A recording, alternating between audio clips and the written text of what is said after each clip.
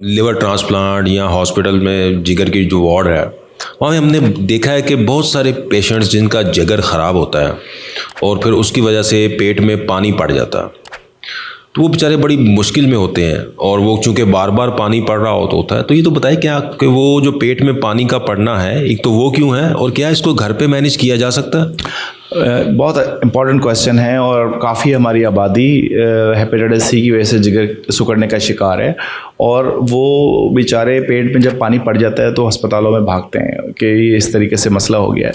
ये बहुत ज़्यादा इम्पॉर्टेंट है कि किस तरीके से, अगर आपका मॉलेज आपको देख रहा है, तो आपने घर पे पेट के पानी का किस तरीके से मैनेजमेंट करनी है।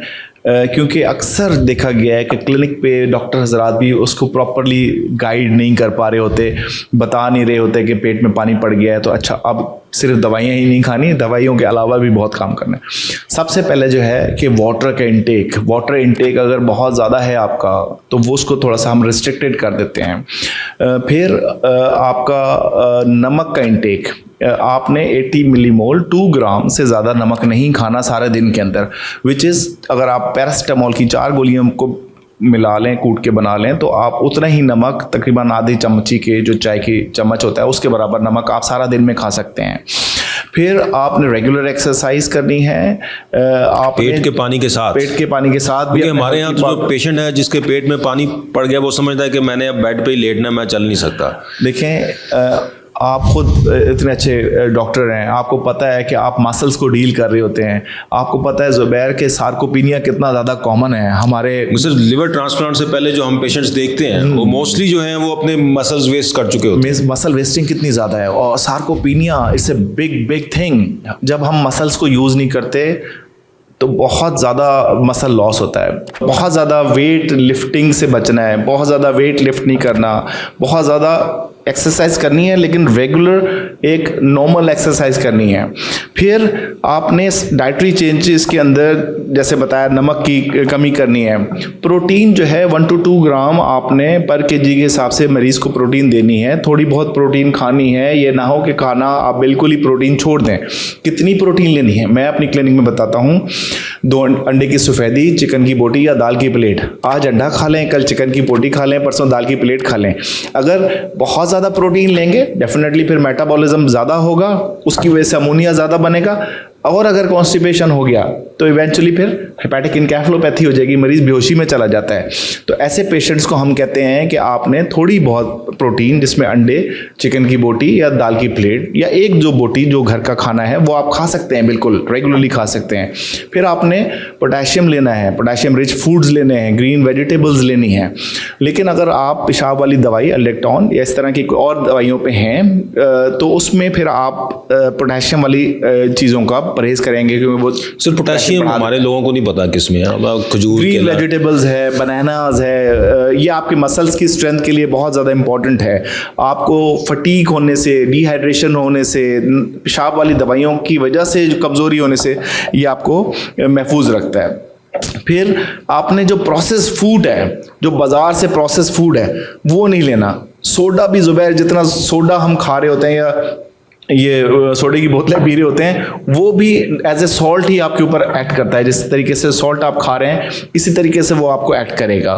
तो वो भी अगर आप ज़्यादा सोडा लेंगे तो उसकी वजह से भी पानी अकोमुलेट होना शुरू हो जाएगा। इसको एक हमारे बड़े अच्छे सीनियर डॉक्टर साहब वो कहते थे, अगर एक चुटकी भी ज़्यादा खा लिया तो एक से 2 गिलास पानी पेट में जमा हो जाएगा। ठीक है, तो ये बहुत इंपॉर्टेंट चीज़ें हैं।